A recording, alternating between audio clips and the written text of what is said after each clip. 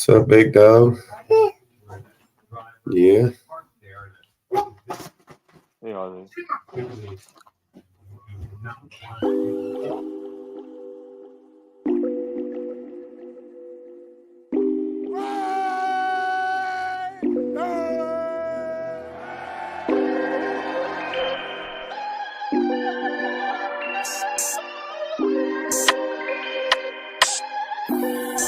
The Raider way, or the Raider tenets of commitment to excellence, just win, baby. Once a Raider, always a Raider. To the back, and he's caught! There for the touchdown!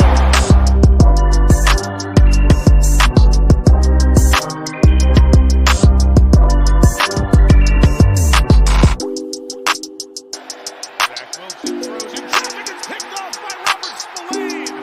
Spillane taking off, he's down.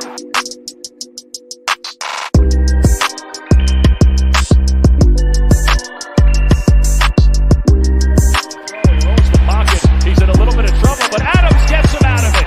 He got free in the secondary to the 23-yard.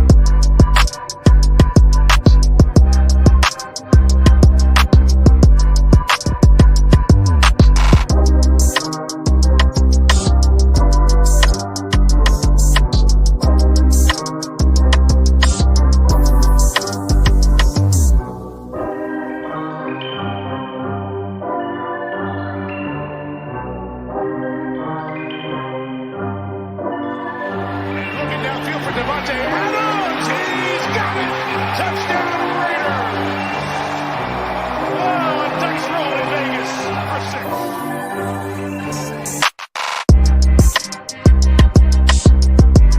The Raiders at the 40-yard line, and O'Connell wants to take a deep shot. And he's got Trey Tucker out there, Tucker diving, and he makes the catch inside the 10.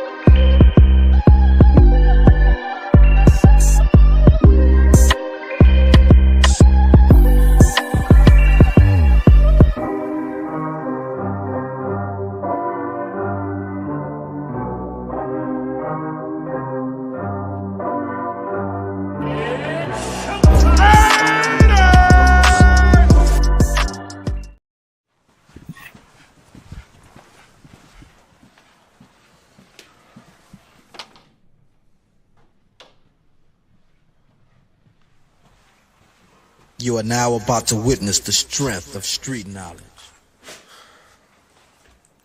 Raider Nation, stand up. Straight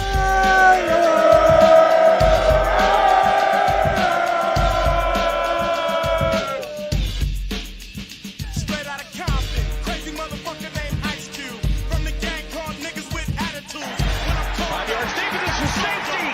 The safety by Crosby. You too, boy, if you fuck with me. The police are gonna have to come and get me off your ass. That's how I'm going out. For the punk motherfuckers that's showing out. Intercepted. Good night. Going off on the motherfucker like that. With a gat that's pointed at your ass.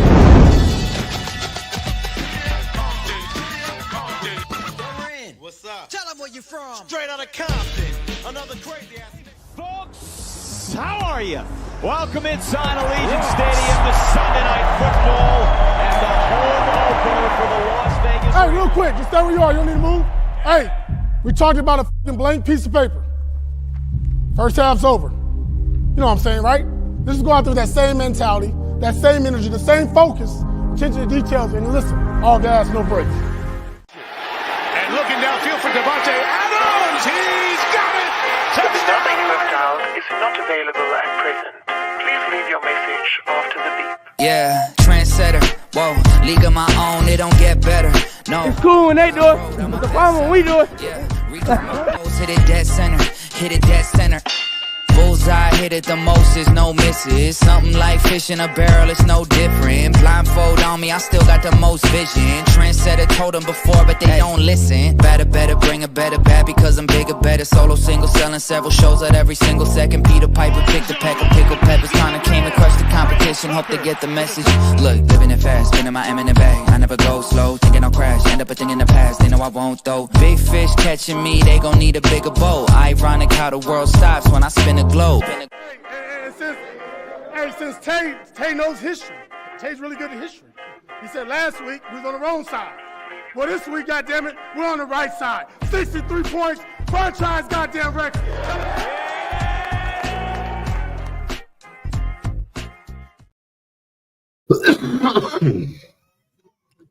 Salute Raider Nation.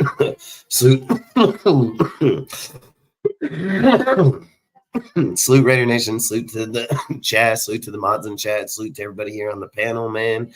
Salute Harvey. Salute Tori.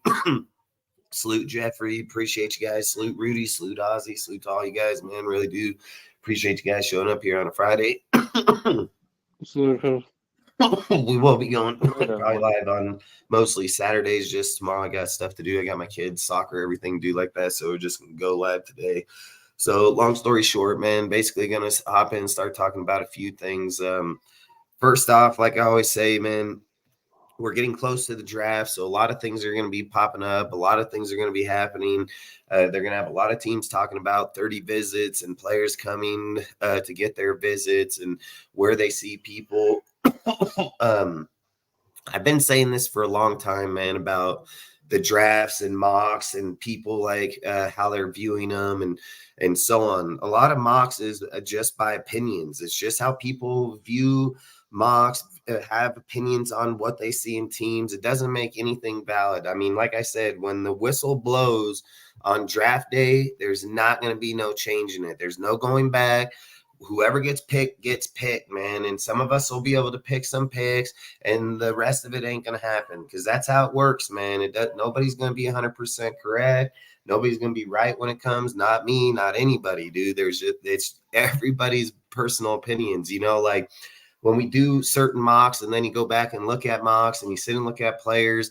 Like I've said, it would be the craziest thing. It'd probably be the first time in the history of the NFL where you would literally see 6 to 7 quarterbacks go in the top 10 or 13. It's just unrealistic. I've literally spoke on this 100 times. I've said eventually the player's value will exceed the quarterback. I've said it 100 times that you can't place quarterbacks in these positions, hypotheticals and how people want to view things or not.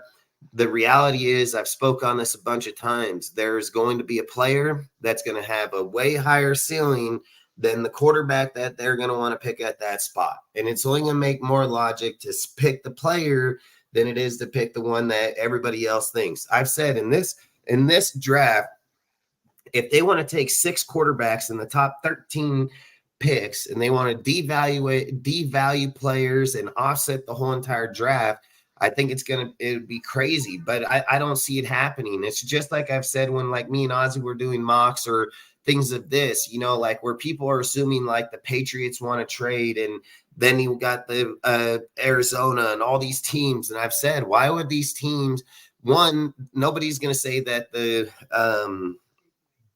Patriots wouldn't want to trade.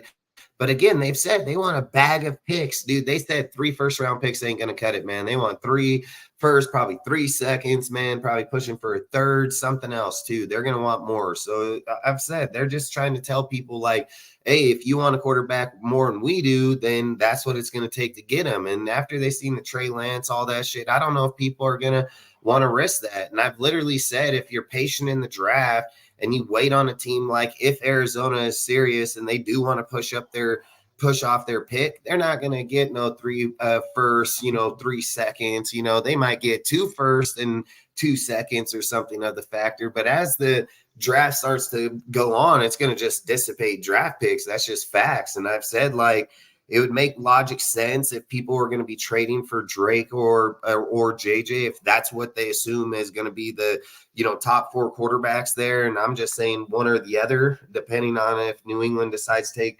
McCarthy or they decide to take Drake. It's going to leave one or the other right in that next section. And I've said this is where, again, you got dudes like Harris and you got dudes like Neighbors and all these other guys. Their value versus the player is eventually going to exceed the quarterback. So for me, after thinking about it and so on, I've said we're going to get down to the last few weeks, man. We're literally down to the last few weeks right now. I think, where are we at? We're on the 5th, so we're probably a few weeks away. So long story short is that everybody's drafts are going to keep changing, and this is facts. Okay, if anybody that did mock drafts believed that the very first mock draft that they did was going to be the right one, they wouldn't keep posting different mocks. Every single time people post mocks, it's because they want to put new information out there, or they want to get more likes, or they want to get more views. That's just all it is. It has nothing. No matter who's done it, Jeremiah, fucking, what's his name? Fucking dipshit. I can't stand. Mel Kiper.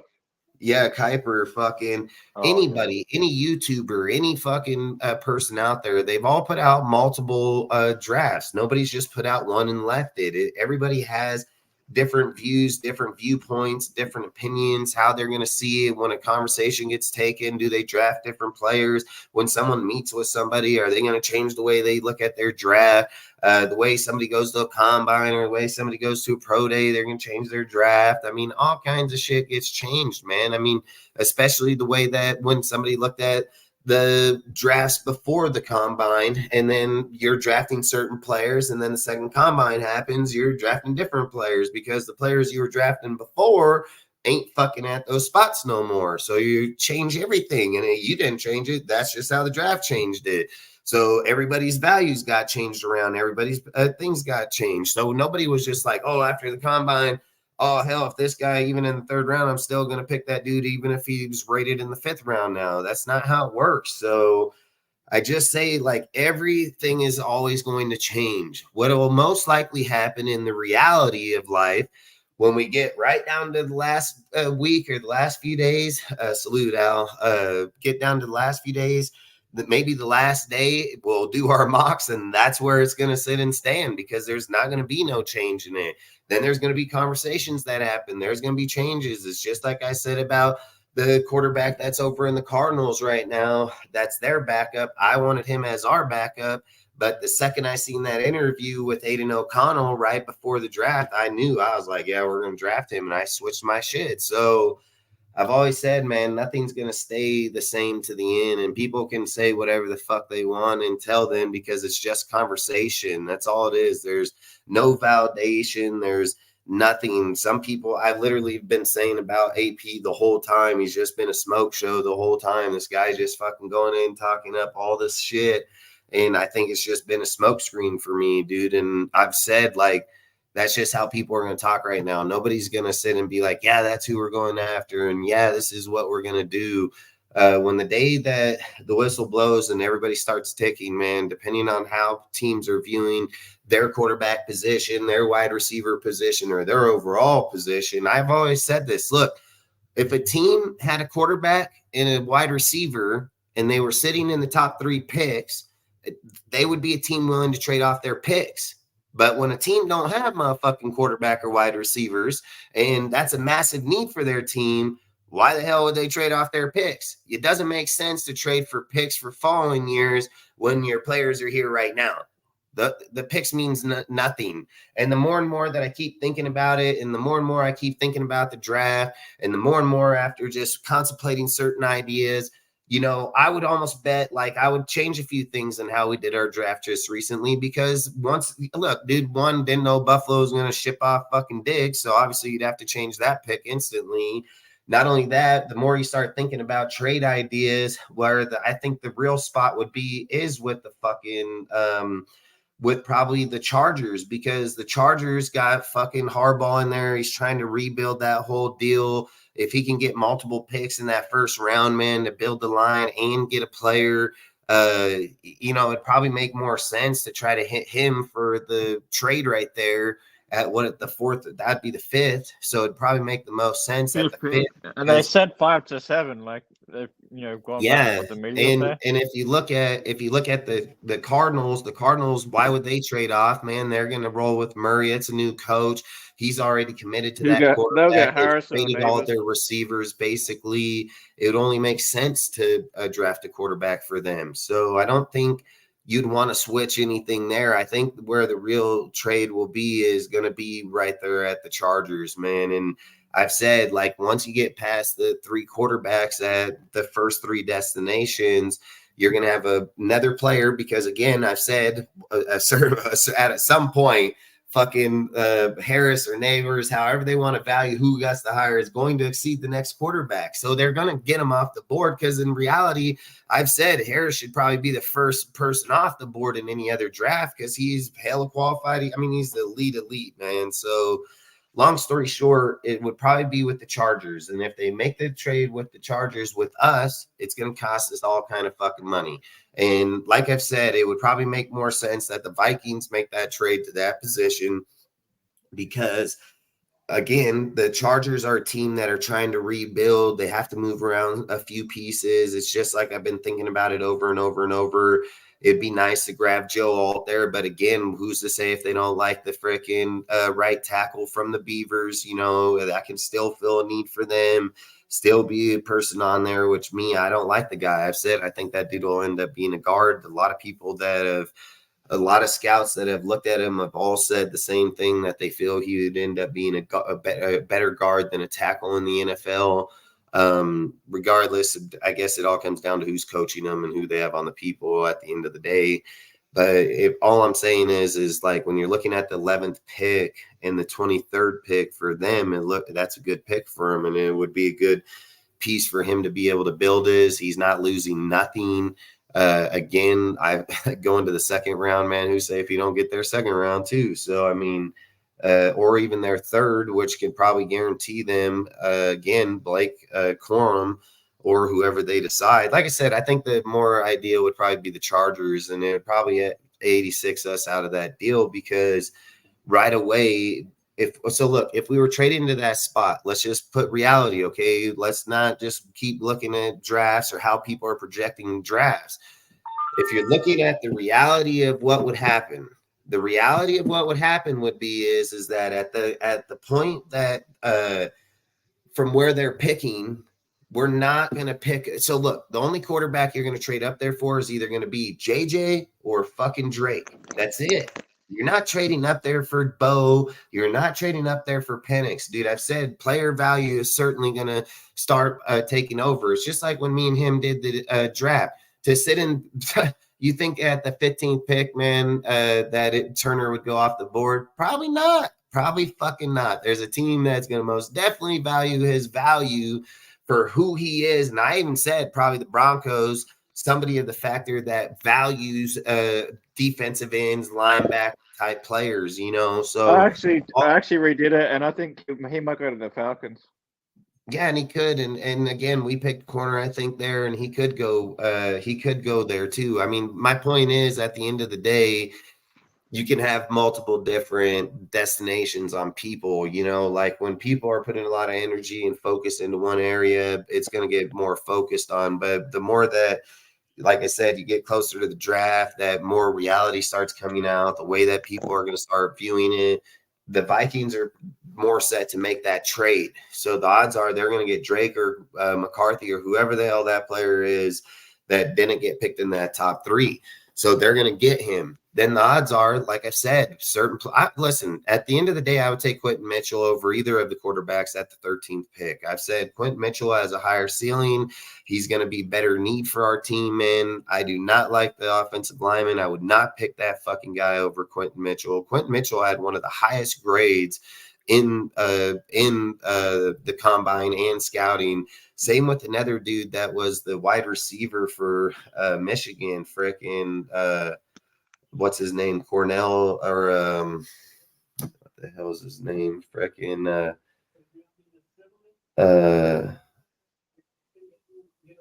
Who about the corner?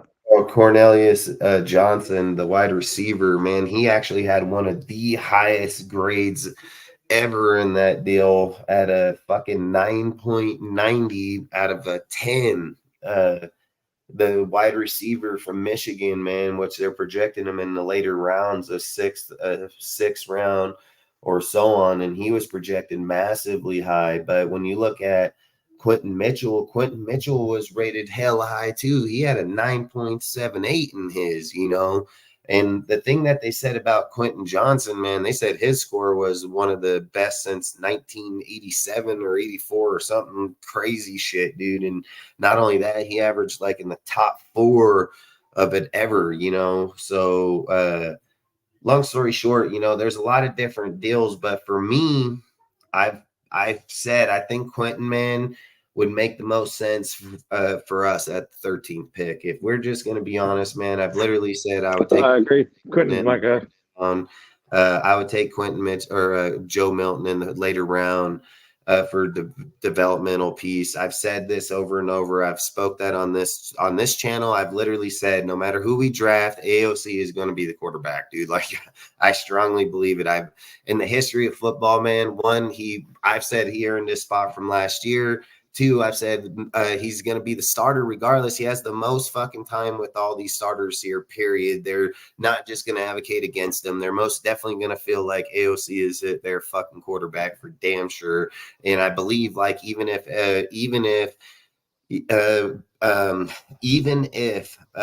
Adams and them are advocating that they would play for a rookie player, that rookie player would still have to beat out AOC. So it doesn't matter if they advocate or not. They know how that game's played, that they're going to still have to show up. They're going to still have to be on the field. And they're still going to have to be whoever the starting quarterback is. And I've said, if anybody pays attention to the history of football, Gardner Minshew was only brought here because he's a fucking backup player. Every place he's gone outside of when he had his starting days has been nothing but a backup. And the only way that he's even been a starter is because the starting quarterback was injured or injured for the whole year.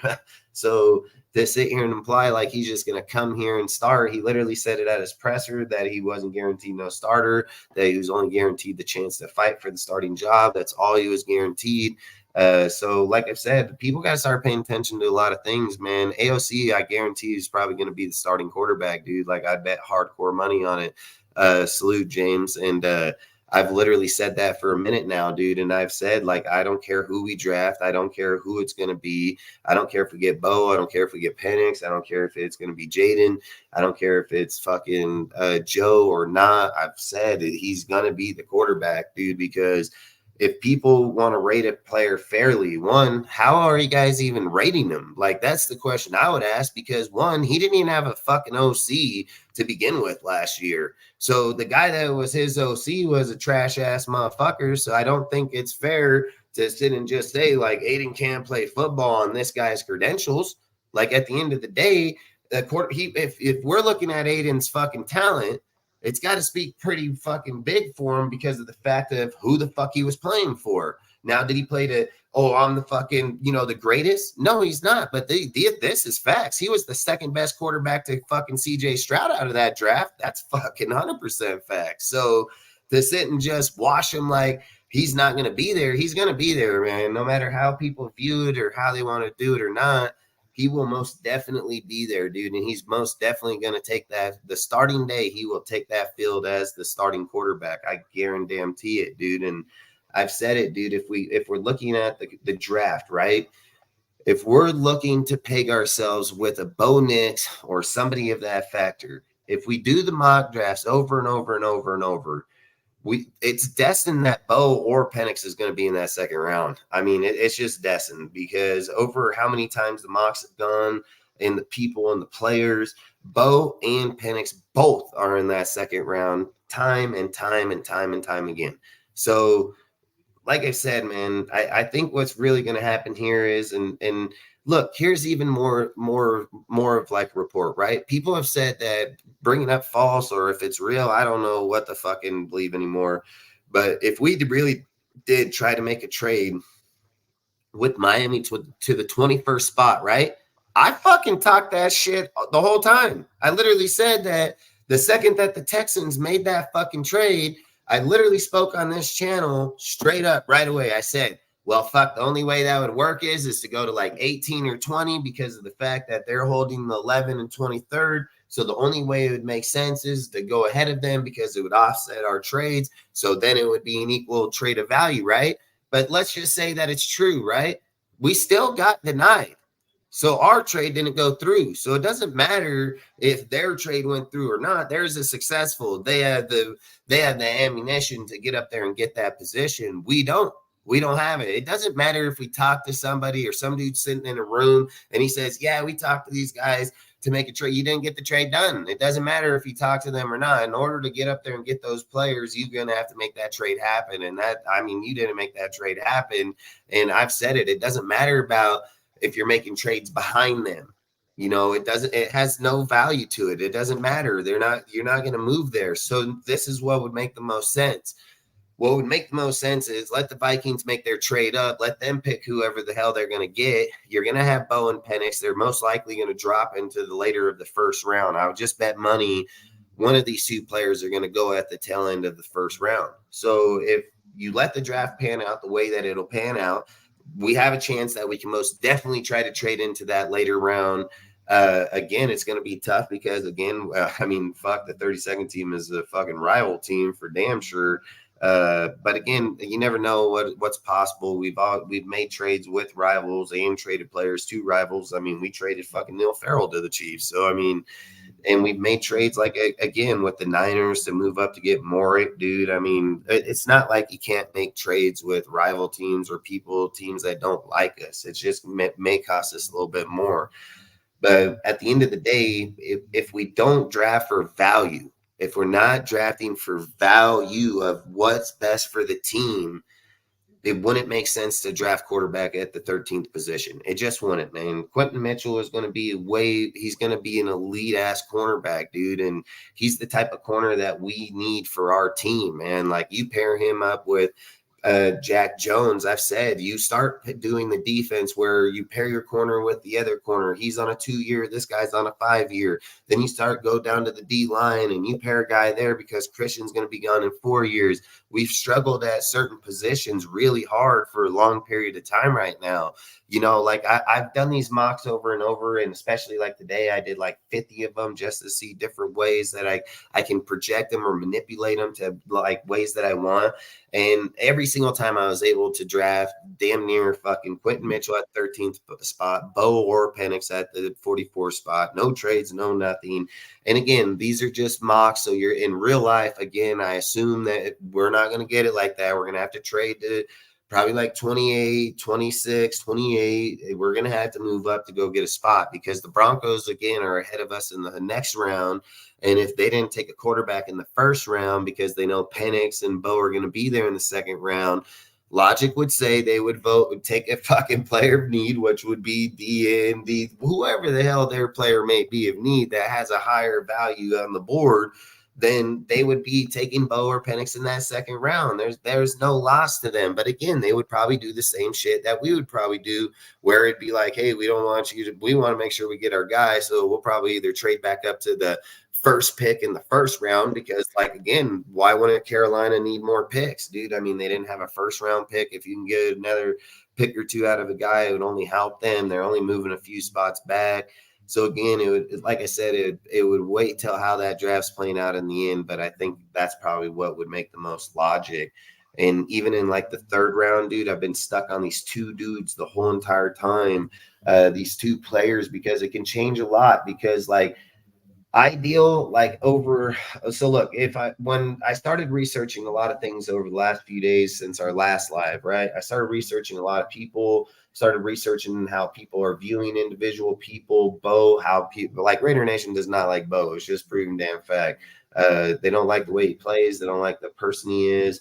They don't like how he feels like he doesn't feel like he's to play real football. There's people are posting where Bo literally says, like, you know, he doesn't think he'd be able to take the pressure of certain atmospheres because the way that certain teams play on the East Coast are like strictly football. We're over here, like they just play football.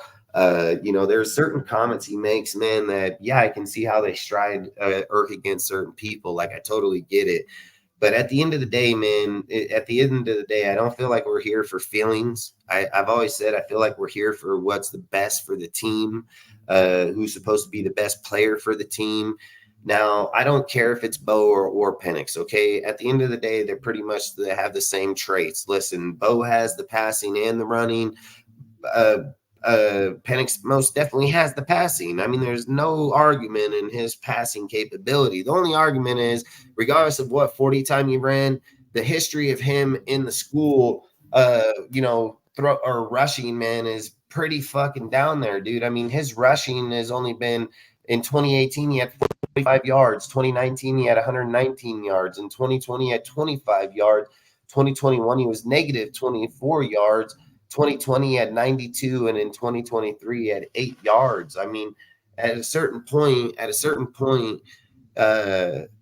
when you're looking at other college, you got 13 games, bro. You get 25 fucking yards in a game. I mean, come on, man. And somebody did say this, and they said this sarcastically. I know they said it out of sarcastic in the Discord or wherever they may have said this, but that somebody also said, well, hell, we had another player that ran a 4.4, 4.5 40, and he still did the same shit, and they were mimicking Carr, So sorry to interrupt, but I'm just selected Tori. Yeah, I heard that the Raiders got the 33rd pick now, and that tells me Penix or fucking Boy possibly. They think that they might fall. It just depends, but I don't know if they're going to fall that far. I think it could be for a defensive tackle. We have the first pick in the second round. Yeah, but I don't think that's true. Like, where did they see that at? It's saying on the NFL app. If that's on the NFL app, it must be official. I haven't seen it yet, though. So if it is true, I think it's I seen him put that out there earlier, but you think that if that was out there, that would have been on everybody's YouTube lives. That would have been the most thing today. Like, when I seen that, I didn't think it was true because, I mean, literally, I didn't see one post of it anywhere. I mean, shit, why didn't anybody post it in Instagram? How come when I do a mock draft, like, well, let's do that right now, because if it had the 33rd pick, it would be in the mock draft right now. Yeah, I think it would be logical to trade down if we want to go quarterback. But if you're going to go corner, then the 13th spot is perfect for a good corner. The only thing I debate though is it all depends how the board falls. I mean, that's a live update of our deal, and it says 13-44-77. So. I don't know.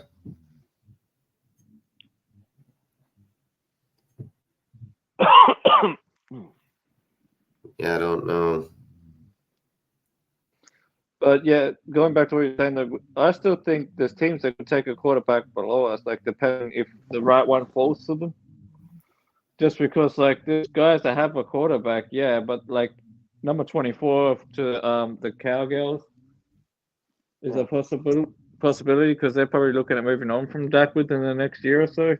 So I mean, if someone like Bo Nix or fucking Penix fell to 24, they might take a shot, sit him for 1 year, and then move on from Dak in 25. Like, there's nothing to stop them from doing that. Fucking Chiefs did it. They picked fucking Patrick Mahomes top 10 and still sat him for 1 year. Yeah, that'd be a Jordan Love move if the Cowboys were to do that. That's what they did. They got Jordan Love. Not just that. That's Chiefs did. Yeah, I think that's got to be false news, man. Yeah, I've been thinking it's false because I haven't really seen anything serious about it.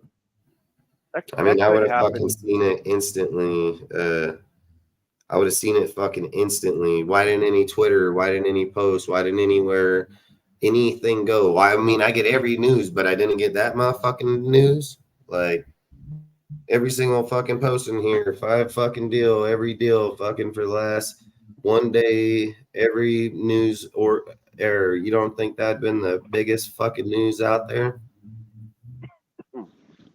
At yonder, 33 is the first pick of the second round, bro, not the first.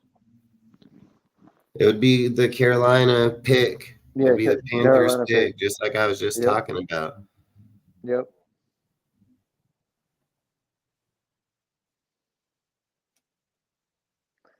And the only Yeah, way I see that, look, he says even when he clicked on it, it wasn't on there. Like, I don't think that's true. I've said, I mean, come on, man. I get every single thing in the news. Every time anybody call and be like, hey, you here? I've already heard it, dude. Like, I would have heard that the second it fucking happened, dude. Like, my phone would have fucking on 20 different fucking platforms. So, and you wouldn't have just been the only one getting it in the NFL. I would have got it in the NFL. They would have got it in there. Every person that has it. I mean, I think Ozzy even has the deal for that. So, yeah, I would have seen it instantly. yeah, I have So it. you I mean, check that that's shit my every point. day. I don't think that's a real deal. It would have been on the mocks, every deal. The second that the Vikings made the trade, like if we go back on there right now for the Vikings, the second that the Vikings made that trade, the Vikings already have the spot on the draft the second that the trade happened.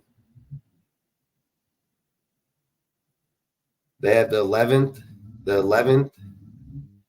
and the 23rd. Theirs is on it instantly. Oh, can you see it? Yeah, see right there, 11 and 23rd. There's it instantly. So believe us, if we had that 33rd pick, that shit would have popped up instantly. And Yeah, just maybe like, it's just talk. say Maybe again. it's just talks at the moment. Maybe it's just talks at the moment, but nothing official. We'll have to wait and see. There's not, because at the end of the day, they said that we were trying to trade with Miami.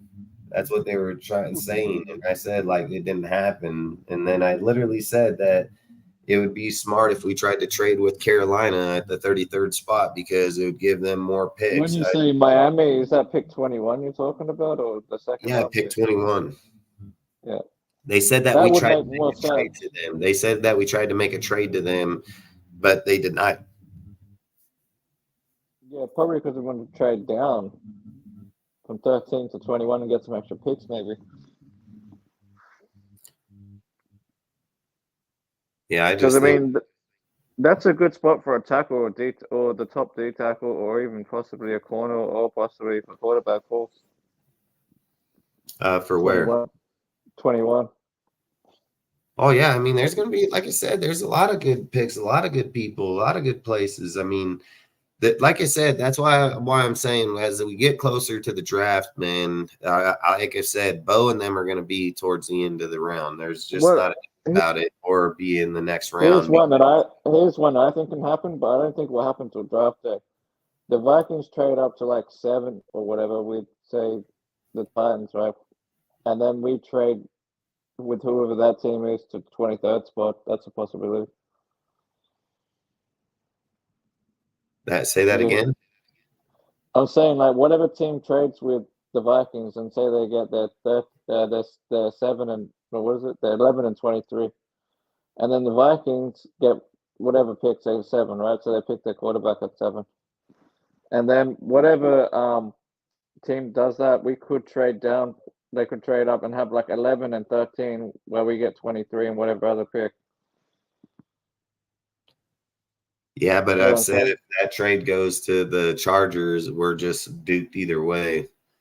Yeah, but exactly. Then we're fucked because then they won't give us a 23rd pick. Yeah, because they're gonna they're gonna give it to us. They're just gonna charge us for us. They're gonna tax it to us. Yeah, that's what I was saying is we trade down. That's why I think it gets iffy, because I think you don't want to make, like, that's why I said earlier, and that's why part of me feels like those are fucking fake reports people are coming up with, because I literally proposed it right here, dude. Like, when the Texans made the trade, we can go back and grab the video. I literally said on that day when we did that live, I said the only way that it would make sense for the Raiders to advocate that they were even going to try to get up there, because everything everybody's talking about is that we want to get a player, but we've never made a trade or made shit. I literally said that day that if the only way that we'd beat them if it came down to a trade is that if we traded with the team that was somewhere between the 18th and the 20th spot, because it would outleap them in the way they view our picks. They have the 11th and 23rd. We have the 13th and 20th. You know, like our picks are just as good as theirs, dude. You're just getting one sooner than later on the front end or the back end. However you view it, it is the same value of the deal. Then all of a sudden, here come reports. Oh, they tried to make to to the Dolphins. Well, I mean, fuck, I never heard a damn thing about any deal come about that. And then I see one post, some article about it that got brought up, which I'm not going to say like how people go about their business, you know, but it's Raiders content. That shit ain't just bypass us, you know. So again, if they denied us, so it doesn't even matter. So if again, when you start looking at the logic of the way the draft is, again, Jim's there. He wants to rebuild the team. He could either take Joel, or he may be the guy that'll be like, fuck it. Hey, I want a receiver and a fucking player in this first round. You know, like he might be like, fuck it, I'll take Worthy. You know what I mean? Like, you know, that's all I'm saying is it changes the whole way that they're viewing theirs. They're about to look at MVS, dude, over there in the Chargers right now. So they're most definitely after a wide receiver. So, and again, if they have 11 and 23, they can get both. He can get fucking the Beavers right tackle, and he can get the fucking and I don't even know if they right tackle. I don't know if that's. I don't think they'd even get that one. I mean, there's other tackles that are probably ranked above Fiago, like that Vanuatu or whatever the fuck his name is. Like you can probably get him at an 11. Yeah, he probably seems. And then mold. He's a better mold, and then go and get your receiver at 23. Yeah, and that's what I'm saying, dude. It can change up the way that whole deal goes. Troy Franklin will be there, or whatever, from Oregon. You got fucking Brian, whatever his name is, from LSU receiver. The other one, not Davis, but the other one. He'll be there. He's projected in the top 20 picks, and then you also got Xavier Worthy that the Chiefs might take it, but the Chargers might take him above the Chiefs at 23. I've seen fucking Green Bay target that fool in their fucking mocks, dude, and in their articles and their shit. So, yep. And then if you have 23, you're above Green Bay, who's at 25. So.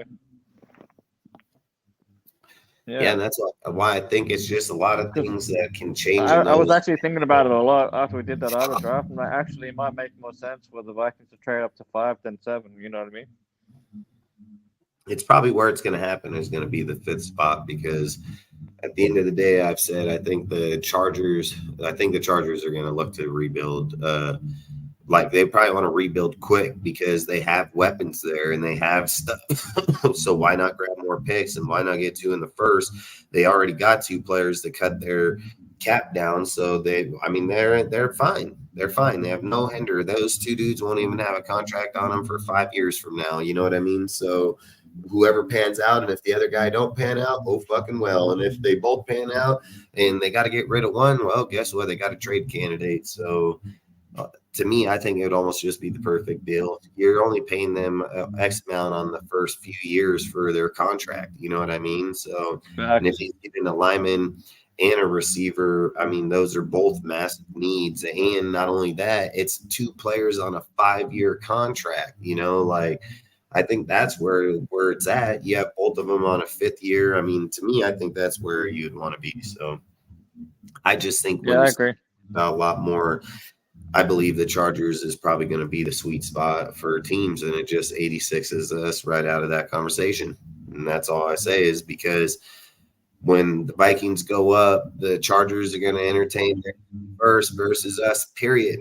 Like anything we better have 2 at the same time. We better have 2 first on the table, or fucking player, whoever the hell they want. So, and if we're not looking at that, we're not getting it.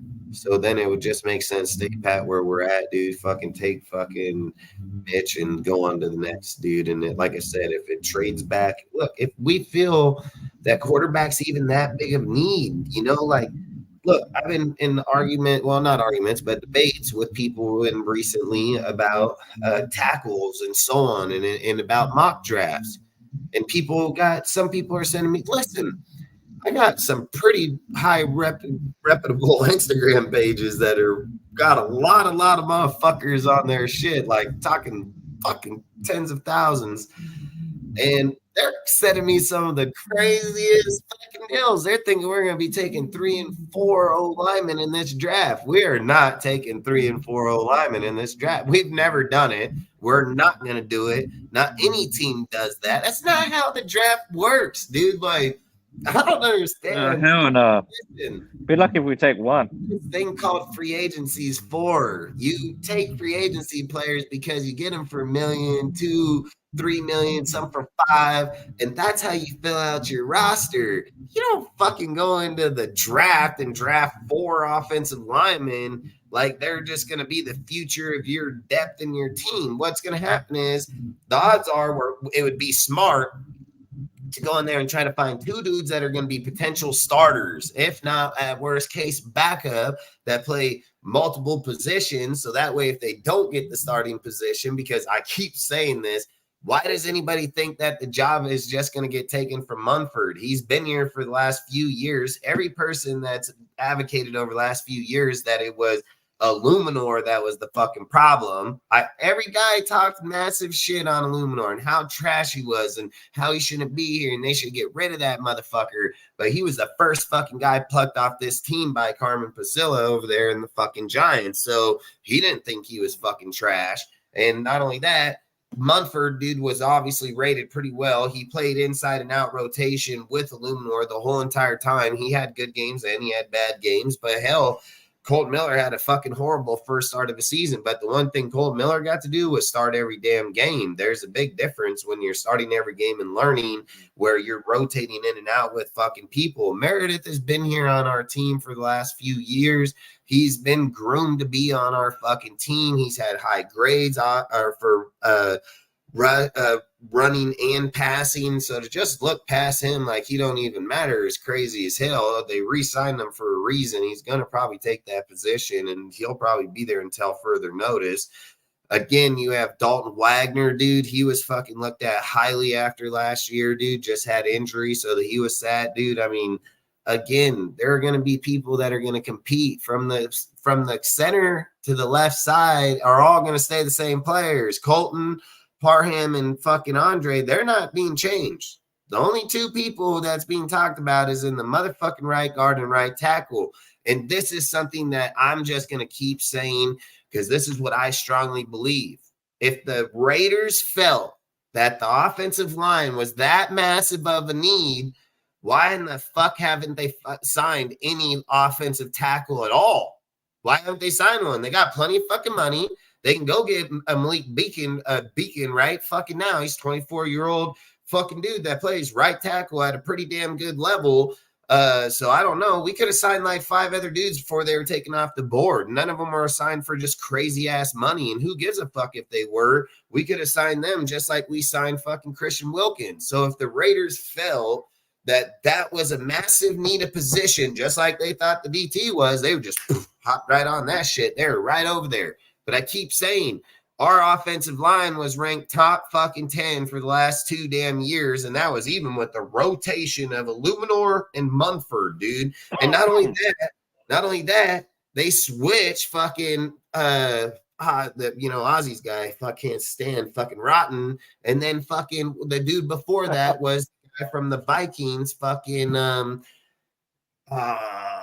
the hell is his name? Fucking the Mauler dude. Fucking he was on our team last year, the year before, fucking before Rotten took that spot. Damn it. Fuck, I can't remember his name right now. But long story short, he was the damn guard for the Vikings. We got him over here.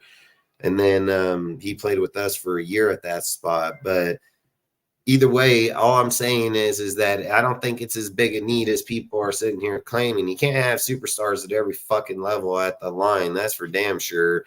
And I keep saying if they felt like that position was that vacant, dude, like they would have most definitely started filling spots in there.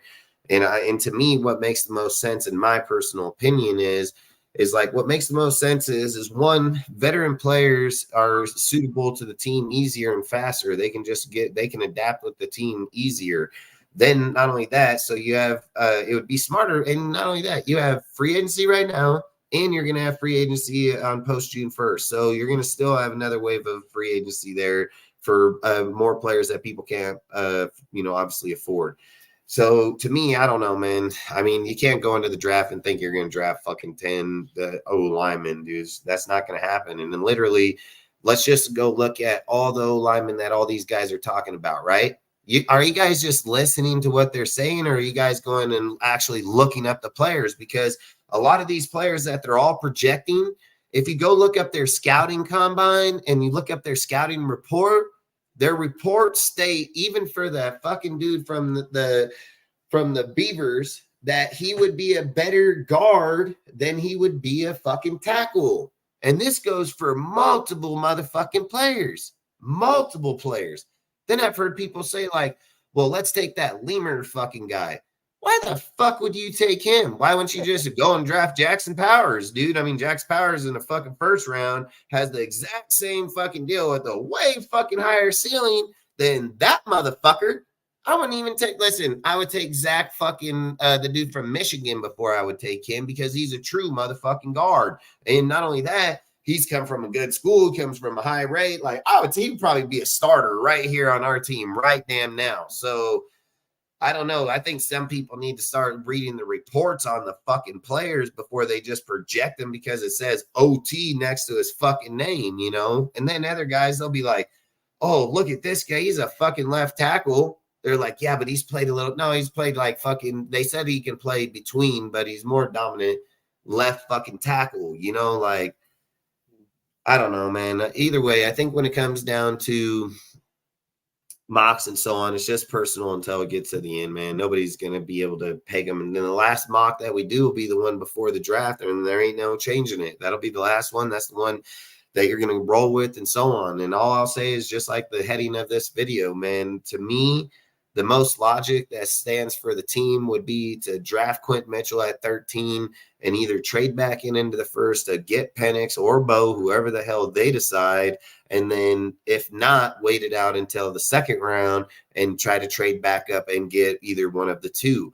Now, if it's not that big of a need for us to go with either one of them players, then I would just draft need for the team for both sides of the ball, and then just take a quarterback at whatever round, so be it in the third, the fourth, or the fifth, so be it being Spencer Rattler or Milton or Travis. I can care less where we're getting a guy or sitting them, but I'm going to say it right now, I don't care who we draft. I strongly believe AOC will be the starting quarterback. I strongly believe that he's going to come in shit hot the second year. If anybody knows anything about Aiden O'Connell, dude, this guy has come from the fucking pits of the pits, dude. He was the 8th overall quarterback in Purdue. He wasn't even a fucking anywhere on the board at all. He stayed there. He fought through that motherfucker, and he got the starting job, dude. And not only when he got the starting job, he played pretty good football while he was there. He went on. He beat like 5 big top-ranked schools, dude. And not only did he beat them, he put up like 300 and 500 fucking yards against them, and he put up 5 to 6 touchdowns against them. I've said he's got to win against Michigan, number 2 ranked Michigan. I mean, he's played very competitive schools, and I've always said the reason that I feel like he had the success that he had in Purdue was because Purdue knew if they gave him the shit he needed, he can do the fucking job. And he did do the job. So to come here to the NFL and not get the shit that you need to do the job and then just be swept under the board, I think is just insane. This guy refuses to lose, man. And I've always said those are the kind of guys I like the most because they're just, you can knock them down 100 million times. They're just not going to give up. And I've said where people will say, well, he ain't mobile. Well, guess what? Either was fucking Tom Brady. If you have a right coach that can tell you how to move around or where they think you should move when plays break down or when stuff happens, that's what a coach's job is to tell the player how to look through progression. So then when the progression falls apart where he's supposed to go, quarterbacks, and he's not a fucking goddamn Vic. He doesn't have that on his resume. He didn't sign up and say, hey, I'm fucking Michael Vick. I could just run anywhere. That's not his resume, man. Like, but if you watch tape in Purdue, he can most definitely get to the first down. He can most definitely move forward and go get some yardage. It's not like the guy just physically can't do nothing. I've always said it's a tandem of the team. the coaches and the way that everybody's coached and set up, you know. So for me, when you're going in with the Luke Musgrave, Luke Gessie.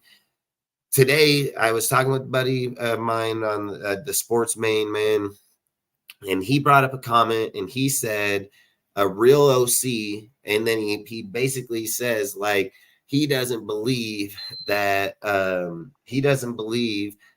Gessie is a real OC. And I said, well, that's bullshit. I don't believe that. Why would you say that? He said, well, he got shit canned in year 2 with Bears. And I said, well, that's not his fault because the fucking coach is trash, dude, and they need an scapegoat, and they're fucking trying to 86 him out for the scapegoat, but he's going to take all the blame. That don't even make no fucking sense.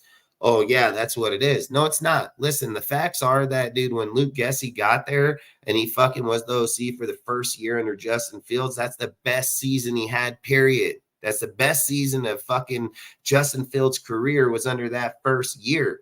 That's Luke Gessie's offense that ran that number 1 and number 2 fucking ranked rushing offense in the league. That wasn't fucking the head coaches. That was his, dude. That was his shit, you know, like, and to sit there and advocate that he didn't do nothing in there is bullshit. Most definitely did fucking a great job while he was there with them the very first year. I said that's Justin Fields' best career year was under Luke Gessie in the first year of him coaching. And then underneath the second year, I literally said, if you go and look at the yardage, because that was still his offense that was ran, even if they fired him in the middle of the year, however they want to use him as an scapegoat or not, that's still his offense they ran. They don't change it. And they still had the number 1 ranked rushing that year. And even if you took off Justin Fields 600 plus yards, the tandem between the halfbacks still had over 1,700 yards combined.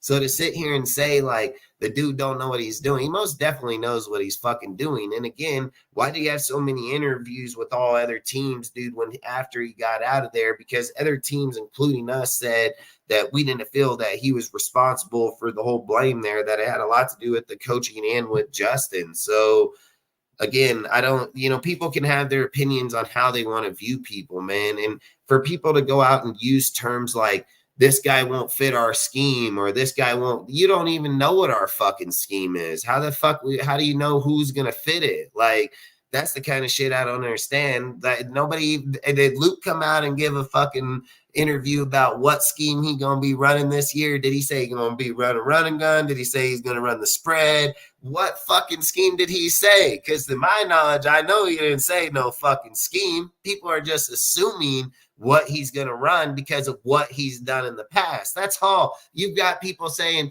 the West Coast like Shanahan. He don't even come from that. He comes from a Jim Moorhead system, which is more of a fucking run and gun fucking spread offense type shit. So to sit and imply like they already know what he's going to run, they don't fucking know what he's going to run. And again, the odds would favor, if we were just going to say, it's going to favor more of the spread offense, dude, because of how he likes to run the ball. So odds are you're going to need another fucking receiver. So if you're mocking in a mock draft, you most definitely going to get a fucking receiver. Like, that's the kind of shit I don't understand. Like, how do people talk on the team but don't know about the team? Is a halfback a need for the team? Hell no. You got Zamir and fucking Alexander, and you got fucking Amir Abdullah. So you most definitely don't. You have the power, you have the run, and you have the scat back. You have all 3 fucking sides of the field right there between them. Would it make sense to draft a player? Yeah, just because you just don't know if Zamir is going to take off and be that guy. Yeah, you have a little sample of them, and there's nothing to say that he couldn't be, but the odds are there's nothing to prove it yet. So you most definitely you'd probably want to have a safety blanket there, in my opinion. I'd most definitely draft a halfback because I don't have any faith in Alexander. That fool been here since he was 20, bro, and he ain't done shit yet. So I most definitely would draft a halfback. I'd most definitely draft a wide receiver, quarterback, corner, fucking I could almost pick my players to the tee at this point, dude. Like, I'm not going to change my players because I've done the draft. Yeah, I want Malik Washington in the 3rd round. That's my guy. He's like who? Malik Washington is like the number 1 probably slot receiver in the draft. Yeah, I've switched mine. I think that I want fucking the dude that plays for Washington, fucking No, for Washington. Brian Thomas, or no, hang on, that's not it. No, it's I'm thinking of LSU. Hang on, that's LSU. Fuck, can't think of his name right now. see, like in the third round, I'm hung up on a few people. Oh, Jalen McMillan. Yeah, because if you get Michael Penix, dude, it would make sense to get him to pair him up. He knows him. He has a relation with him. He'd still be a third round player. This dude plays in the slot. To be honest, this is a slot player. Yeah, he's a slot. Yeah, he's a slot guy too.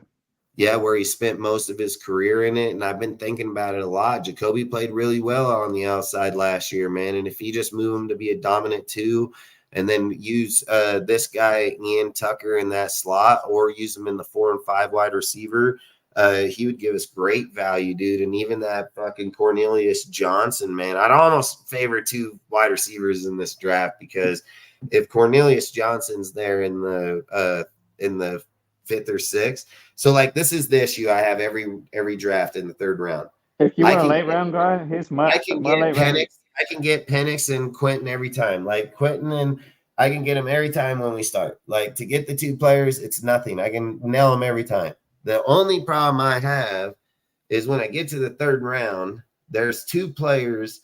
See, look, Jalen Millen, he's there every time. 79, dude, right there. We're 77. Yeah. So his value, his pick, his placement, it just damn near fits us every single time. But there's a guy that's there, 77, number 77, man, the fucking safety. He's a safety. And let me see if I can find his name real quick. He's a fucking safety. And I would take that motherfucker in a heartbeat for us, dude, if he was there, because he's one of the best safeties in the draft. I think his name is Cole Bishop, but I'm not sure if I think that's his name is Cole Bishop. The one from Utah? The one from Utah or something? Yeah, I think he's from Utah. Yeah. Yes, I think that's him. Yeah, he's not bad. There's some good safeties later on, though. He's pretty good, though. In the nation, bro. Yeah, he's pretty good. In the nation, dude. His RAS rating, dude, was a fucking 9.88, dude. I think he's like the 3rd or 4th safety on the board. Like, if you're talking just safeties, he's like the 3rd or 4th safety. He said most of our tailbacks can pass block. I mean, people are also forgetting we have Brenton Brown, Sincere McCormick in the back, dude. I mean, I would surely hope Alexander can fucking block somebody. I mean, goddamn dude look like he on steroids, dude. I hope he can fucking. So look, Cole Bishop or Millen in that 3rd. I would almost favor if Cole Bishop was there, I would take him, because if I can get freaking Julius or Cornelius Johnson in the 6th, I would do that in a heartbeat. Like I would do that in a heartbeat. I would take that safety, because again, Epps, he's only here 1 more year. He's only on a 2-year contract. He's only here 1 more year. If he doesn't pan out too well, you already have his replacement. Plus Paulo's right there. He's playing pretty well.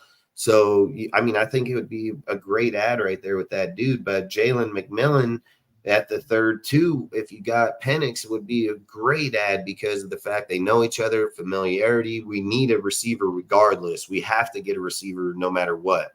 So that's probably where I would go. And I got a new guy here, Dylan LeBeau is his name, I think. Dylan LeBeau. He's a running back from New Hampshire. Fucking this dude right here, this is the guy I would go after right here. You know what? Actually, what we're going to do real quick, because I'm actually going to look this dude up, the way he plays. Yeah.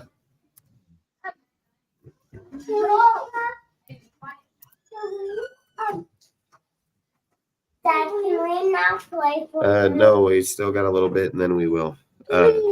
No, dude, I can't. So chill. It's 9 o'clock. No, it's not. It's not 9:30. I already said 9:30, 10 o'clock. All right. Now, listen, I'm not going to argue with you. I have my stuff I'm doing now.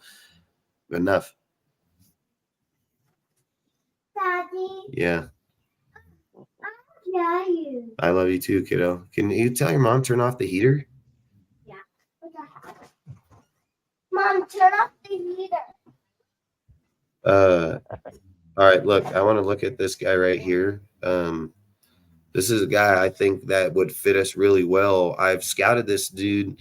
He can do it all. He can run, he can catch, and he's a little blocker, dude. This guy right here would be a pretty decent little ad here. So look, where you say bitch, what the tailbacks can block. There's a dude named AJ Banner in here, dude, that we can grab in the later round. He's a tight end from Michigan. He's phenomenal blocker, bro. And I think if we added him in there, I keep saying we need to get rid of like the fullback area and start implementing other people like these guys in there because you can run different formations. I was just looking. Yeah. Sorry to interrupt. I was just looking at what you were saying about the third round. And one other guy I'd probably be looking at if he falls there each time is probably Cedric Van Pram. Daddy. Is who? Yeah. Cedric Van Pram, because he can play center and guard as well from Georgia. This is the guy. This is a guy that I was telling you about. This guy, yeah, I mean, this guy right here, dude, he's got some good tape on him, man. Yeah, I don't know why people are hating on the pick. They kind of hate on his pick just because he's from a small school, because he's from New Hampshire. But this dude can do it all. Like he can receive, he can run, he can block, he can do it all. He leads he's broke their school record, dude, and everything. Yeah, man. Close the door, go out.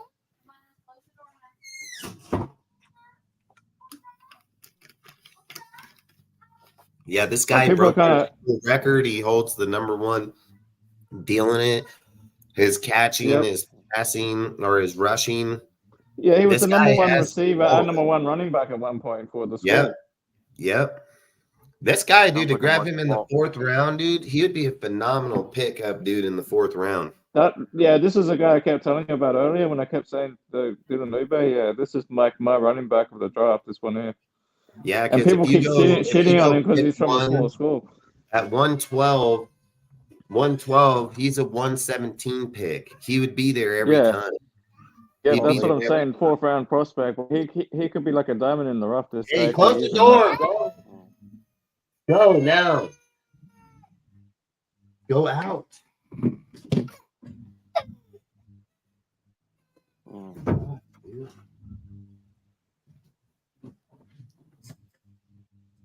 Yeah, if you use him right, he could be like dude, if you put him back there with Zamir, if you put him in the backfield with Zamir, this dude, we would have the complete duo in that backfield.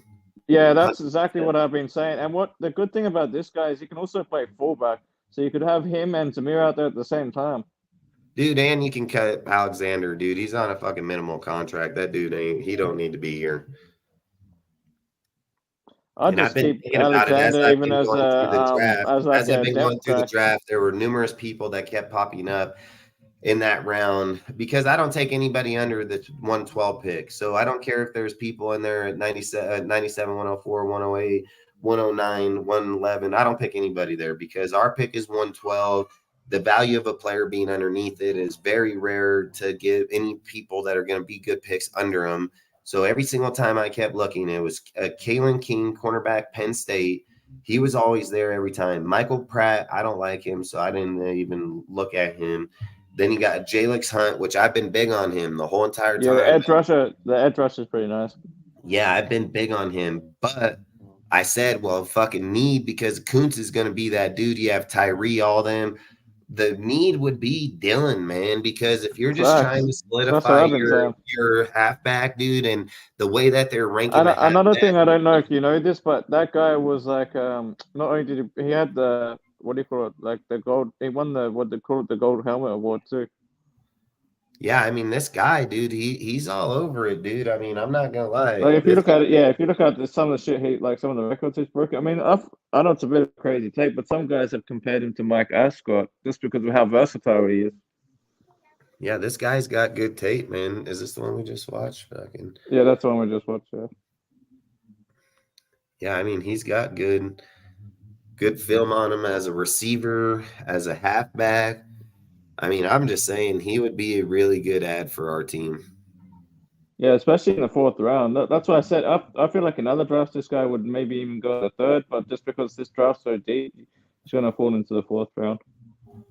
It's just because the way people are viewing. Look, if people want to know where his deal is, all we got to do is just go right here. We just go right up here, fucking,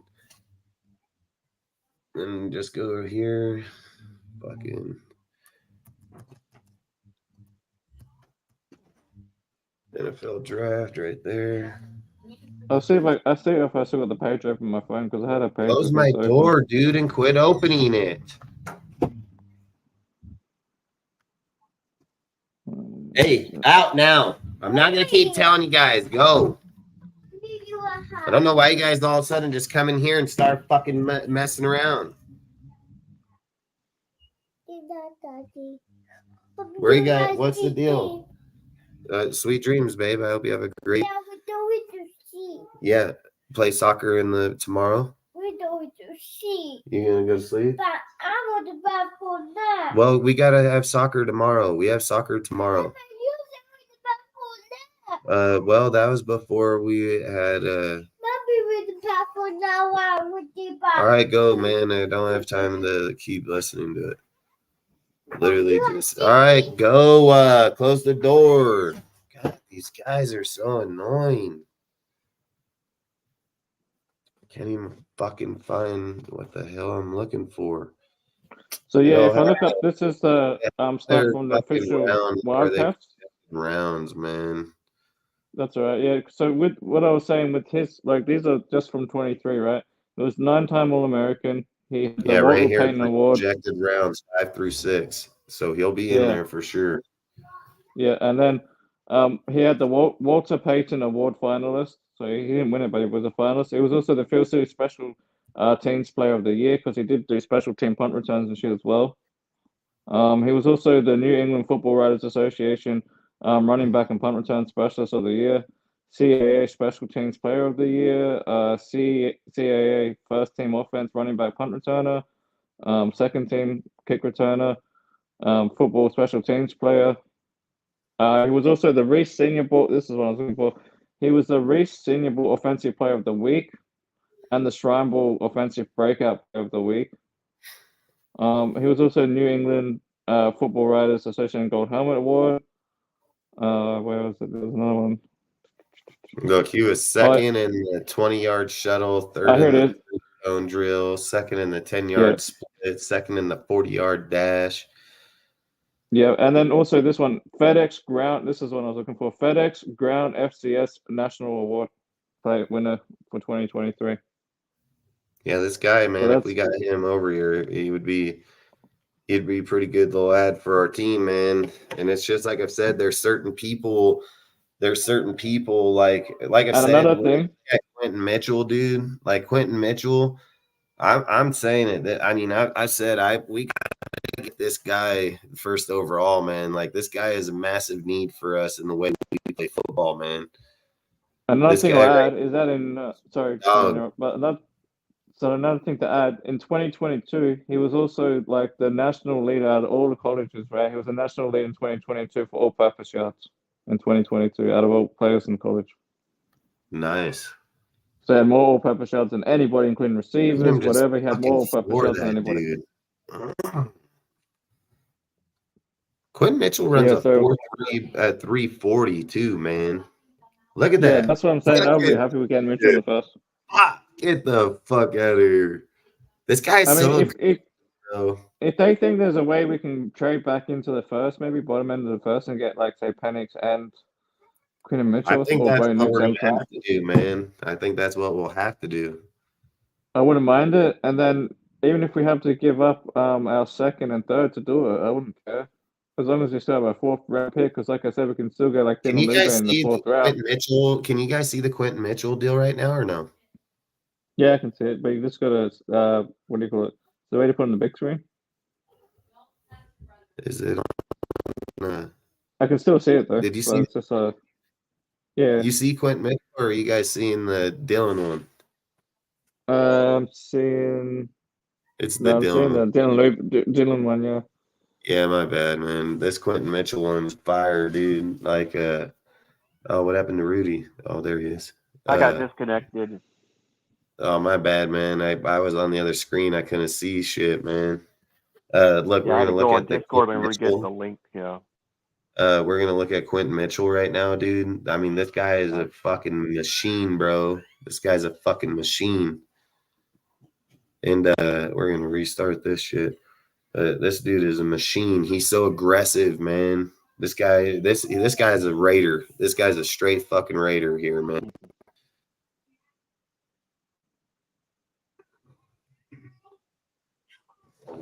I mean, just watch how aggressive he is.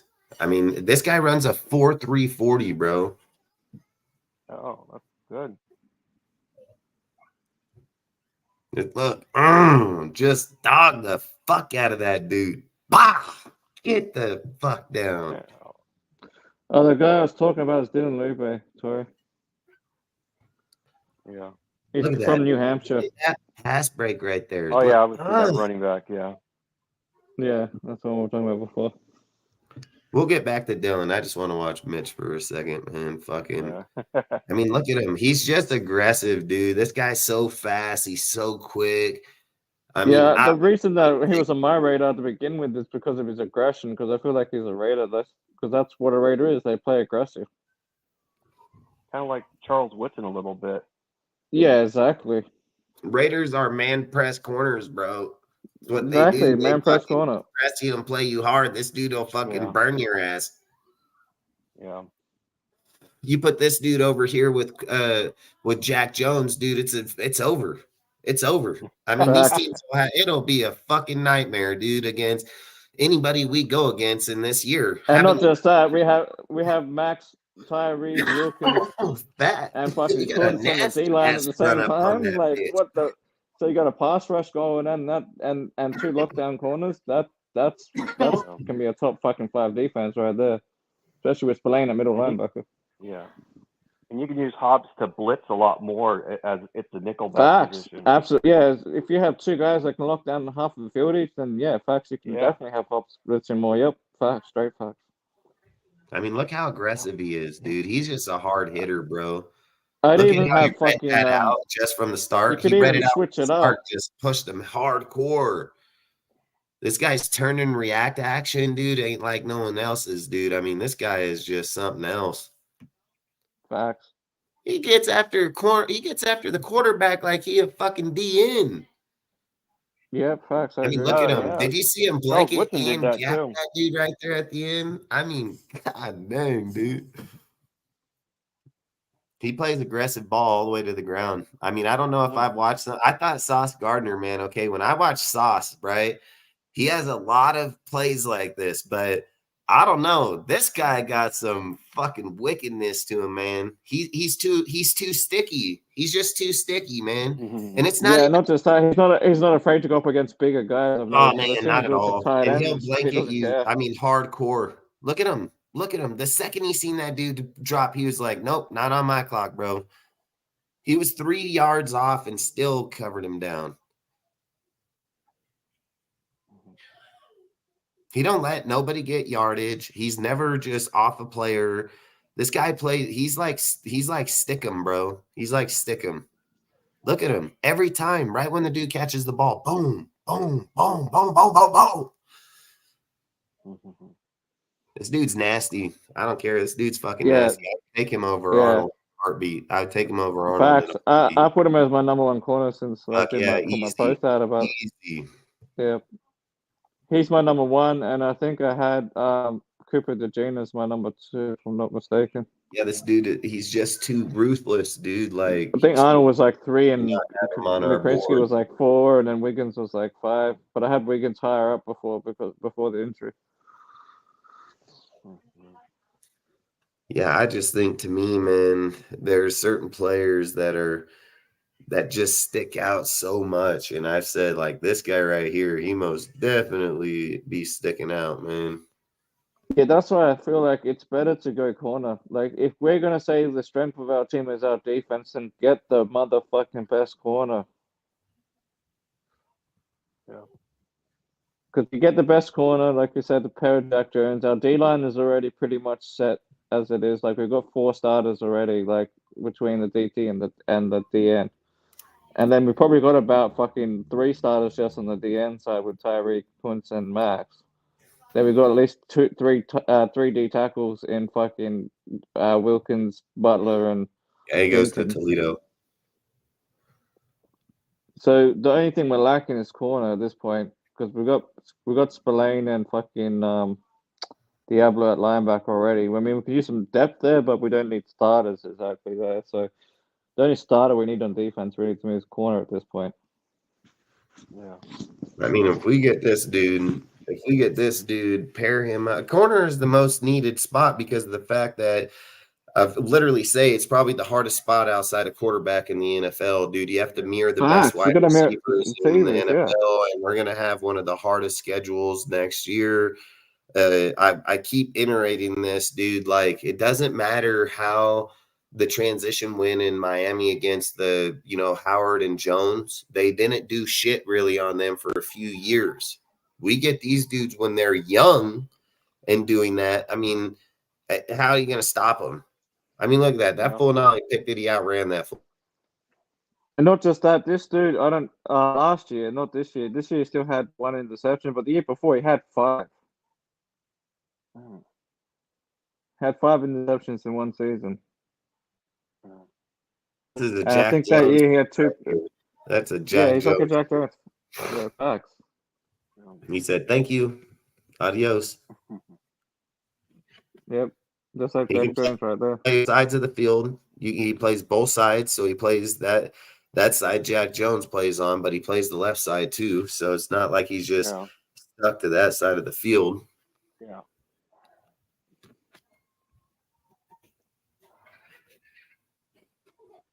I've said this guy right here, man, he would just be such a. Is this guy just showing the same pass over? Oh no! All right, I was like, what the heck?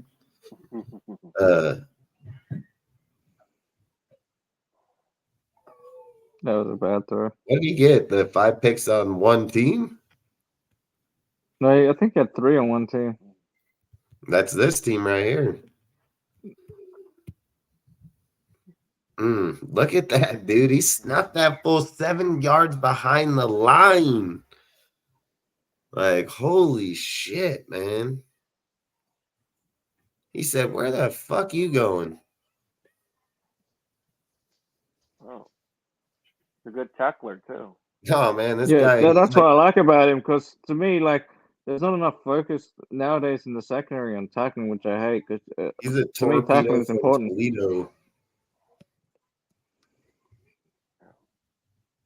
There aren't too many physical corners in the NFL. That's my point. I feel like in the last, say decade, it's really been lacking in physicality from the corner spot. Whereas this guy's physical. You seen how far he was off on this play? He was off about, I think, almost 10 yards. That's what I was about to say. I was about to say about 10 yards. About 10 yards off on that. Yep, 10 yards. Still gets picked. What a fucking joke. This guy, he don't even mess around. Look at him. Thank you. Yeah, his play recognition and like route recognition is crazy. Look at he him. knows where the ball's going to go before the fucking receiver does. Man. Oh, man. He got the strip sack and the recovery. Right. This guy, dude, he is elite, man. This guy's elite, bro. Nice. Charles Woodson strip. I'm telling you, he got a lot of Charles Woodson on him, but man, this guy's aggressive, dude. He's really aggressive. This guy can just change the whole way our team plays. I mean, this guy right here would make teams fear us. They would fear us with a guy like this back there. Yeah, if you got him and Jack Jones on each side, then you have Nate Hobbs in the slot. Then you got even a 4-3, you'd have Max, Tyree, Wilkins, and Kuntz all on the line at the same time. That's some pretty scary shit right there with Spillane at linebacker. That's some pretty scary shit. That's facts. Because fucking Spillane can fucking pick motherfuckers off too. So, I mean, if you have like 2 guys that are like, bullhawks, then you got a fucking a linebacker, a middle linebacker that can pick the fuck off, and then you got 4 elite rushers coming at you. Like, fuck me, that's some scary shit. Yeah, this guy, dude, I'm telling you, he don't mess around, man. I didn't doubt it for a second. This is a guy I've wanted since last year. Since I started doing like evaluations for this year's draft. He was like, I'm like, yep, this is my corner right here. Yeah, he's nice. I'm not gonna lie, this guy's very nice, man. I've been high on him for a while, man. He's been my number 1 quarter for a while. He's a really nice player, man. And I mean, if we took him in the first round, our team, man, we'd be looking pretty damn nice. And then, like I said, if we go with Penix, so look, let's just go through a few here. We'll go through Penix highlights real quick. So if we went Quentin first, then we go Penix, Michael Penix. I think I got him right here.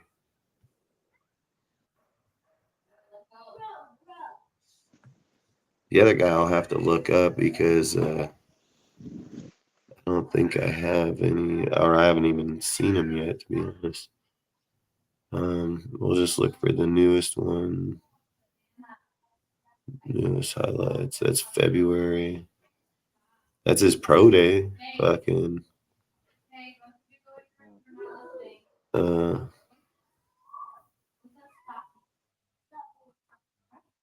October. This was 6 hours, but that's only 59 minutes ago. I mean, or 59 seconds. What fucking highlight you gonna have of that? Who gives a shit? This is October, December 9th. Top plays of. Let's just do this one. This is December 9th. Were they still in the season then?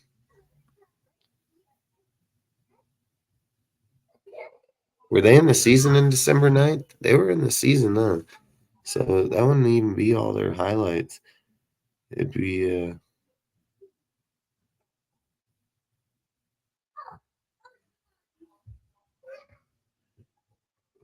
oh, fuck it. Who cares? We'll just watch these ones. These are the ones I think. I'm not gonna lie, I wouldn't mind Penix on our team, man. I mean, I don't care if it's Penix or Bo at the end of the day. Yeah, I'm the same. I'm not the one of biggest these Penix guys. fan, but I'm not going to be mad if we get him, especially if he does somehow miracle. I mean, look at this guy's arm. It's just effortless, dude. The way this guy plays football, he's got a great spiral. He got a good arm. I still feel like people are undervaluing Penix a bit. I just don't know if he's going to fall that far. We'll have to wait and see. I mean, I just can't see 7 quarterbacks going in the first 10. I can't see 7. I can see 6 though. I can see 4. Yeah. I mean, 6 out of 10. I'm not saying you necessarily have to. Yeah, 6 would be crazy in the first 15, but I can definitely see 6 in the first 32. Like in the first round, I can see 6. I just would have to say I could only see about 4 quarterbacks, in my personal opinion, in the top 10. I just can't see anymore. That's that's just flooding it 4 in the first 10. I can see 4 in the first 10, and then 2 more in the 15. Like whereabout. It just yeah, that's why I said I can see 6 in the first round, 4 in the top 4, or in the 4 in the top 10. My bad. Yeah, 4 in the top 10. Yeah, definitely. Which would be your Caleb, your Daniels, Drake May, and fucking McCarthy. See, like Penix, man, this guy he's dang good, man. I'm not gonna lie. Plus, like I said, he favors Devontae's. He favors Devontae's side of the ball, man. Then what's the other dude's name? The receiver, freaking. Which one?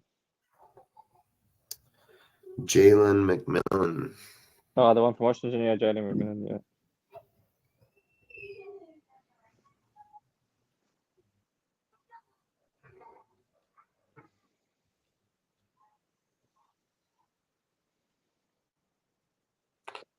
I mean, straight down the sideline. Jonathan Brooks is probably a second rounder, Tori. Those are some of the hardest passes to make, dude. I've said if Penix comes in, he still has to earn the job, man.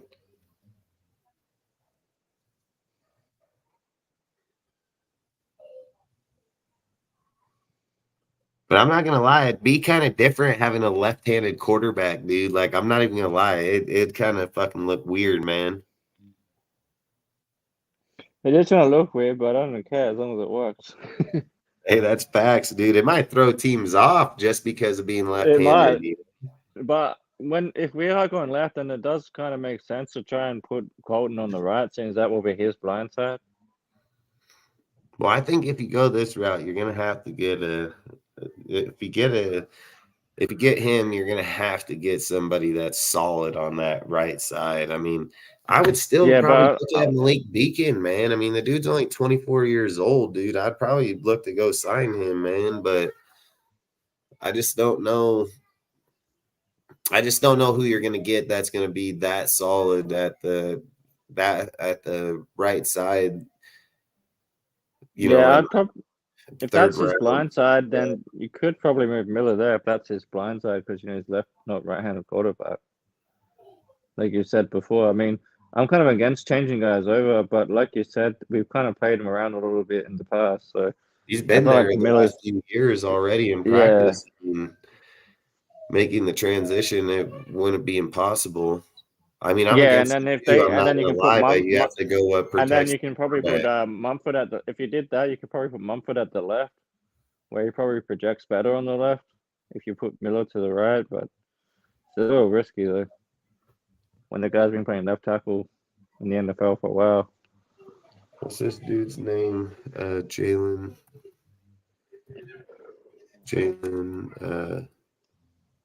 McMillan right here. McMillan highlights.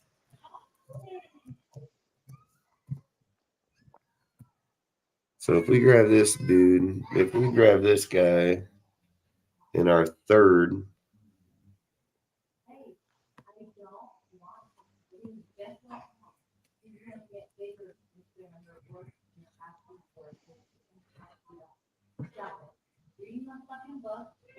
I'm not against this guy, man. This guy is not a bad player, man.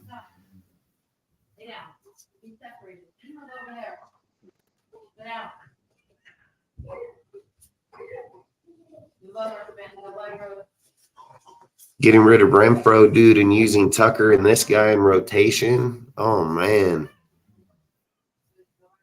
You'd probably use him on the kickoff return too, him and Tucker. Oh, motherfucker. These guys would probably smoke it.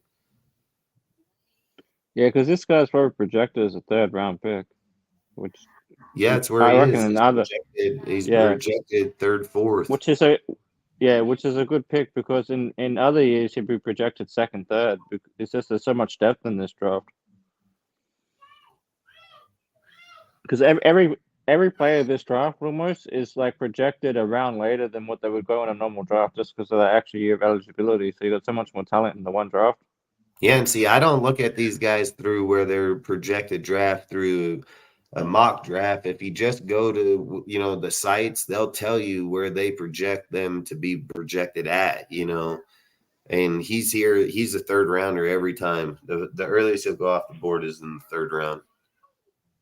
That's why I said I feel like he's just right. These guys are like right to us, because I had Trey Benson in that second, but then I'm like, all right, if we go Penix and then you go in the third, that was where I had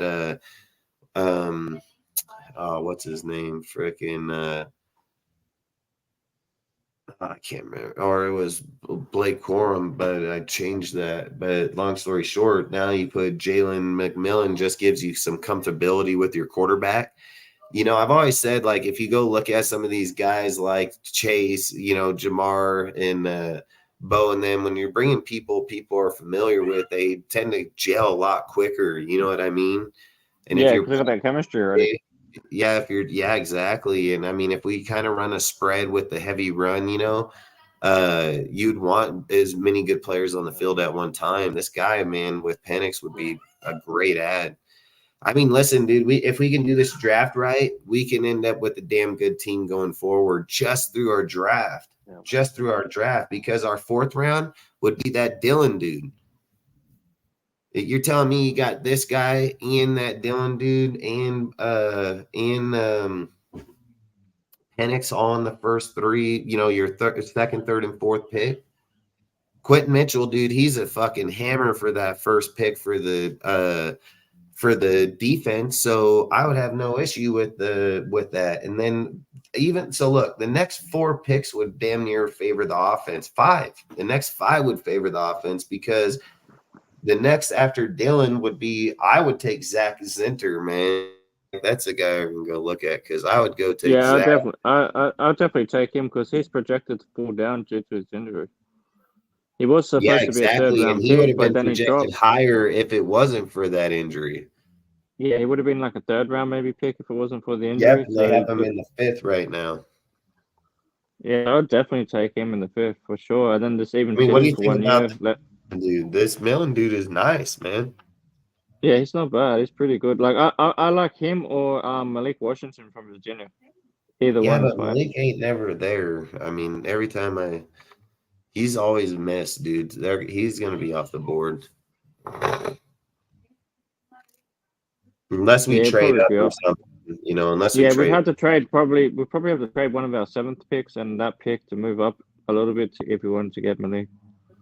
I just don't trade up anywhere. I mean, I imagine they'll do some trading that'll still give them their people or not. But me, I'm not trying to trade back 3-4 picks just to pick up a draft pick or not. I just pick them. If they're 4 off, I'm still picking them, or 5 even. I'm picking them. As long as they're not like 15 off, then. But you look at Penix and him, they got a really good connection. These 2 dudes got a good connection, man. And they've had a very good success, and they're in the tender of them being at that school together. So, I mean, why not just keep it together going forward,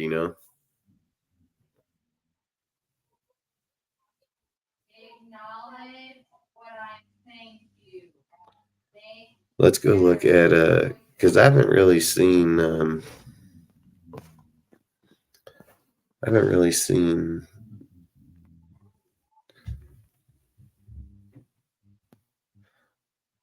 these guys always be arguing with each other out here. It's just fucking crazy. What's that guy's name? Oh yeah, Zach. This guy, he was under Harbaugh, and then not only that, I think, to me, this guy's nice, dude. Like, this guy's fucking nice. And if we're looking for a guard, he fits our shit perfect, and especially in that 5th round. What did Priscilla used to say all the time? He said they don't even start taking guards until from 3 through 5. What's up, Raider Studi, man? Appreciate you, Studi. Appreciate you, bro. Fucking right when I seen what up, fuckers. He said, I don't think Penix will be there in the 2nd. Got to get him in the 1st. They're gonna have to trade back in for him for sure. I've said I think the way to get Penix is going to be in that 20 to 28 range, or somewhere right in there. And I've said you're just going to have to battle it with if the Broncos didn't get theirs, but they'll get Bo in the next if we take Penix, This dude's a mauler, bro. He will maul the shit right out. Look at him. He just blocked the fuck out of that dude coming in like a torpedo. Damn, look at him. Just straight pound that fool right in there.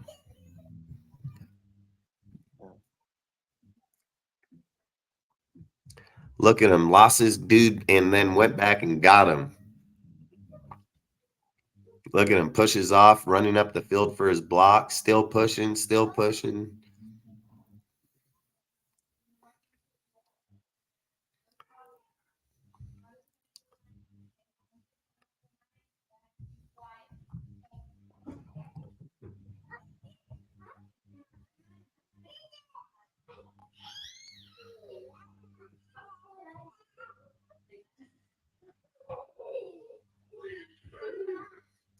I don't know, man.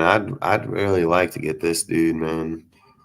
If you put him and Meredith over there, let them compete. Whoever wins, best man win. Fuck, I think it would be just fine.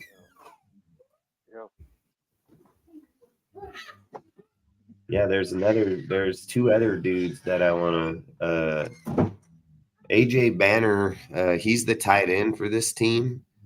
And he'd be a really good ad, dude, in the next pick because of the fact that he's a really good blocking tight end, man.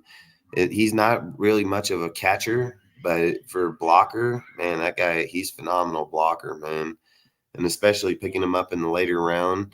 I think, like I said, we picked up that dude from the Browns, which he would be a great ad with him too. I mean, I ain't gonna lie. I think if we have them, but we also still have that one guy too from last year. What the hell is that guy's name?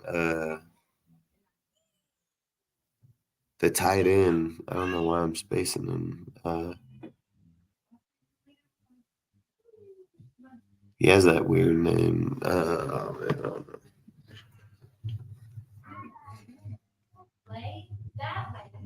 I mean, this guy gets on his blocks all the time, dude. Picks him up in the run, picks him up in the pass. I mean, this guy's nice.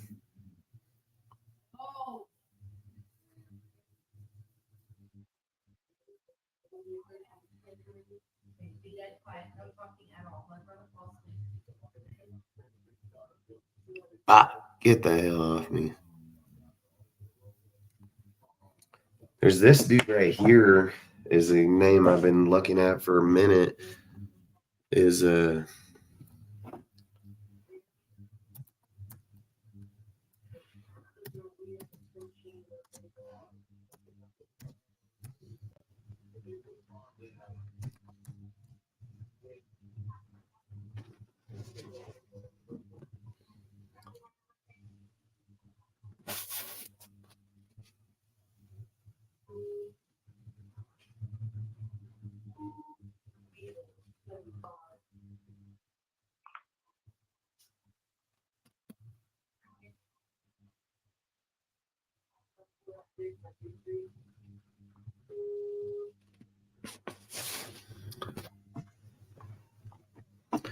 I mean, I like him, dude. If we picked him up as a guard, he'd be a great ad for our team. A great ad for our team. But I do want to look at this guy. He's a DT. That's a later prospect in the 230s, 220s.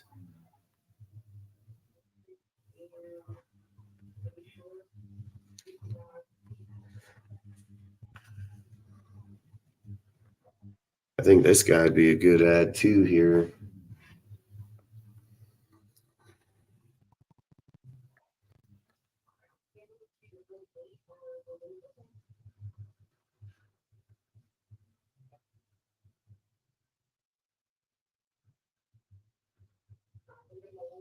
This guy is a definition of fuck around and find out, man.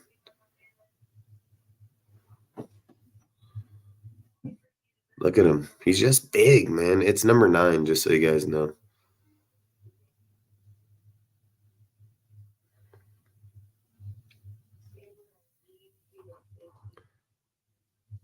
This guy would be such a great ad for us on our team, dude. I mean, this guy got a great motor. He gets after people like no one's business, dude. And I mean, this guy would be a great ad to be in that rotation with Malcolm, Max, frickin' Tyree. I mean, this guy, man, I'd love to get him in there. He's a DT too. He's not a DN. They have him. He's a DT.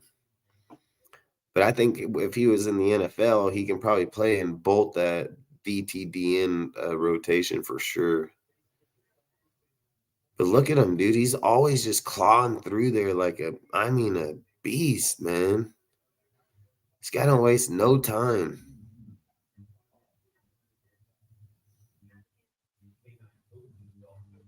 Plays both sides.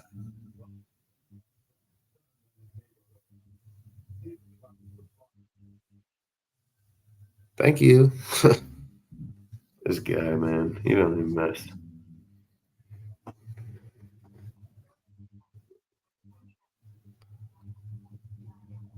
What do you guys think of him?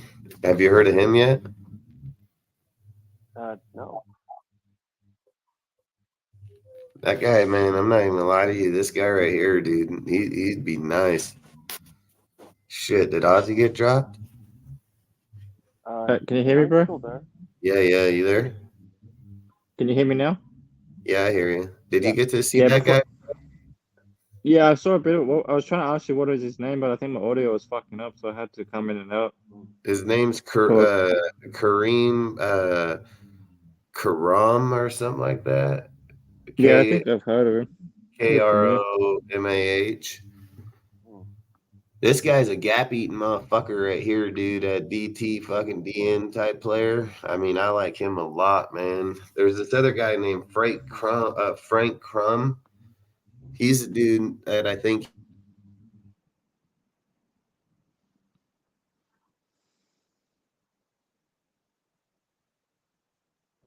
Can you guys still hear me? I can hear you. I think Dustin first. Oh, he's back. He got paused or something. It's a StreamYard thing, I think. No, I just went on the other page. Oh. All right, this guy, Frank Crum is his name.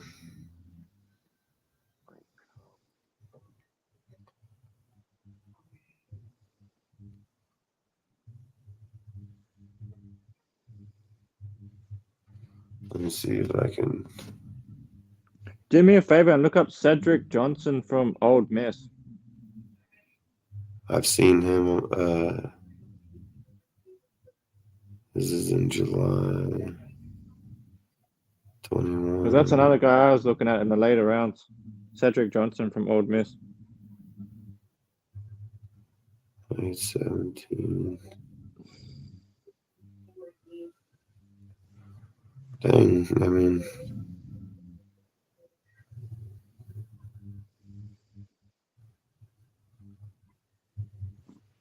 He has his interview. He has his 40, but he doesn't have no. He don't have no fucking tape. Frank Crum. He ran a 4.94. That's his high school.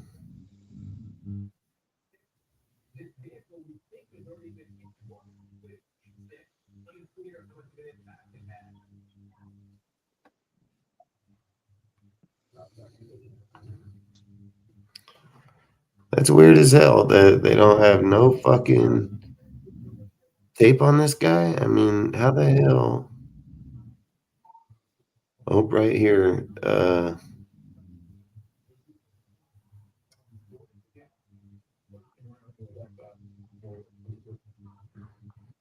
I mean,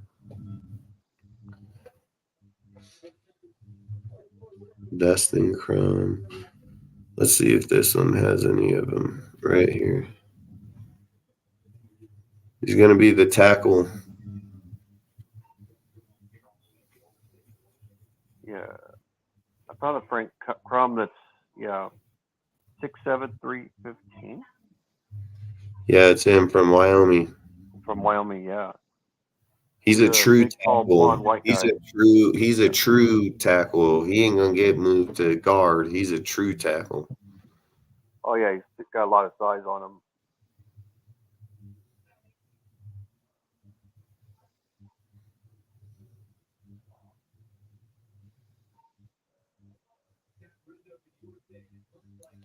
That's him on that out there, 75. Let's see if I can find him. He fucked up on this one. He let go of the guy and he tackled him. Yeah, they call that holding. He stopped two dudes on that one. Sometimes the tackles will fall on the DT not on purpose because they lose their footing, but the refs will still call that. I mean, he mauls the shit out of his dude over there. I mean, the thing is he just seems a little slow for me. But don't get me wrong, he would be. I think Munford's going to be the guy that's going to start there, anyways. I mean, he's been here for the last few years, man. Can you guys hear me?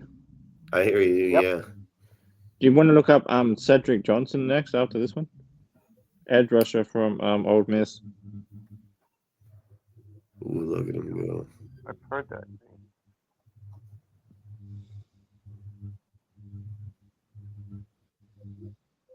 I swear this fucking horse, dude.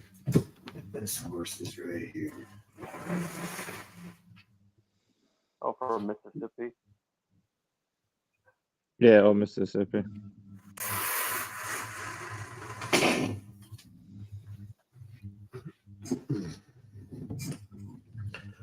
This guy, I mean, if you just put him over there, I keep saying we have Munford and Wagner, man. So I feel like if we wanted another tackle, we can just go get one in free agency like Malik Beacon. Yeah. But this guy, if we were just taking one to put over there, I mean, he'd be a nice ad. He's a 7th round pick, but who gives a fuck? Yeah. So was Munford. Yeah, that's what I'm saying. I mean, that guy wouldn't be bad. I mean, look at him. He's a pretty damn good player. He holds well. See, he just got off on that one. He got punked on that one. He caused the interception easily. Yeah, he got punked on that one. Watch, you'll see why he lost it, because it was probably because of him. Watch right here. And then this guy goes to the outside, inside. Ooh, got right off him. See? Who were you saying? You said Cedric Johnson? Yeah, Cedric Johnson, Ole Miss.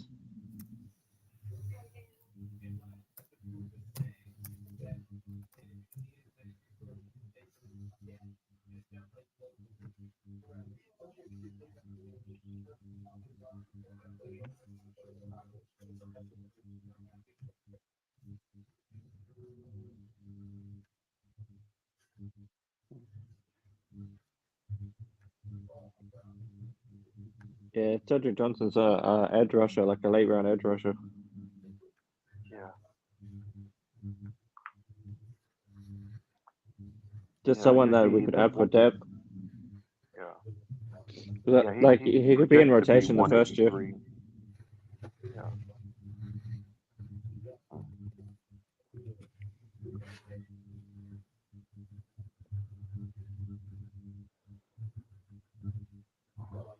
I would take that Kareem Chrome, man. AJ Banner is the only guy I would probably think different in that 5th if I was changing at that 208 pick.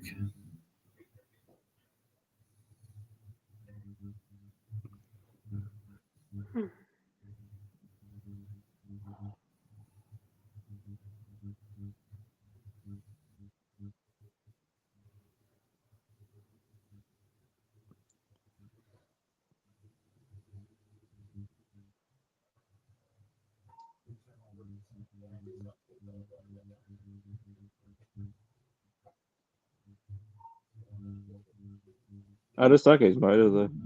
Needs development, but he's raw. But I like his motor.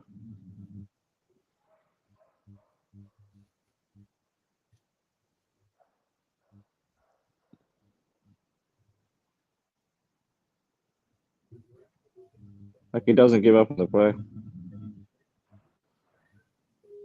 I think that's pretty good. I've seen this guy numerous times. I like that Jamar, the dude I just showed us that can go, because he fucking gets at it, dude. I mean, that guy don't mess around. I think, like I said, we'll see here pretty shortly as we get closer and closer to the deal. I just can't wait till draft day. I mean, it's going to be here pretty quick. Look, he just got after him, popped that fool. Yeah, some really good late round edge rushers this year. Like ain't any one of them. Like your guy, my guy, they're all pretty good for late round prospects. Oh yeah. Like I said, there's so many good players that they're like a round later than what they'd normally go, just because of the depth. So it's like they go push down around. It's facts.